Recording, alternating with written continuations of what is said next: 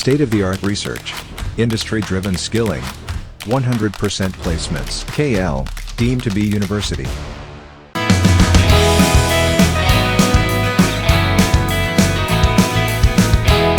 Hyderabad hitech సిటీపై ముఖ్యమంత్రి రేవంత్ రెడ్డి కీలక వ్యాఖ్యలు చేశారు. 1993లో అప్పటి ప్రధాని రాజీవ్ గాంధీ, ముఖ్యమంత్రి నేదురుమల్లి జనార్దన్ రెడ్డి హయాంలోనే హైటెక్ సిటీకి పునాదులు పడ్డాయన్నారు. దావోస్ పర్యటనలో ఉన్న రేవంత్ రెడ్డి ఓ మీడియా సంస్థకిచ్చిన ఇంటర్వ్యూలో చేసిన ఈ వ్యాఖ్యలు సోషల్ మీడియాలో వైరల్ అవుతున్నాయి. అయితే హైటెక్ సిటీ కట్టించింది తానే అని అనేక సందర్భాల్లో అన్నారు చంద్రబాబు నాయుడు. తాజాగా రేవంత్ రెడ్డి చేసిన వ్యాఖ్యలతో సోషల్ మీడియాలో చంద్రబాబుపై ట్రోల్ నడుస్తున్నాయి.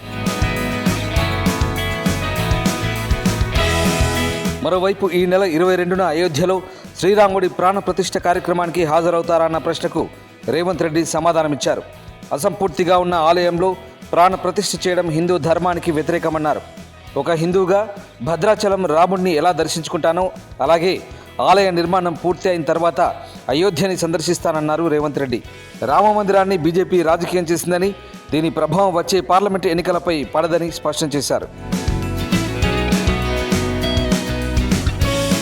వరల్డ్ ఎకనామిక్ ఫోరం సదస్సు కోసం దావోస్ వెళ్లిన ముఖ్యమంత్రి రేవంత్ రెడ్డి రాష్ట్రానికి పెట్టుబడులే లక్ష్యంగా వివిధ అంతర్జాతీయ సంస్థల ప్రతినిధులతో ప్రత్యేకంగా సమావేశమవుతున్నారు.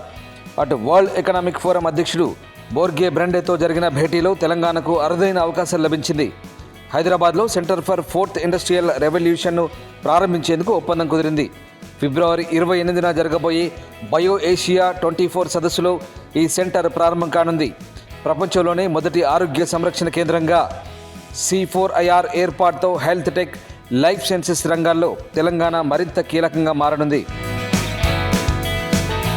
మరిన్ని వీడియోస్ కోసం ఛానల్ ని సబ్స్క్రైబ్ చేయండి. లేటెస్ట్ అప్డేట్స్ కోసం వాట్సాప్ ఛానల్ ని ఫాలో చేయండి. అండ్ లింక్ డిస్క్రిప్షన్ లో ఉంది.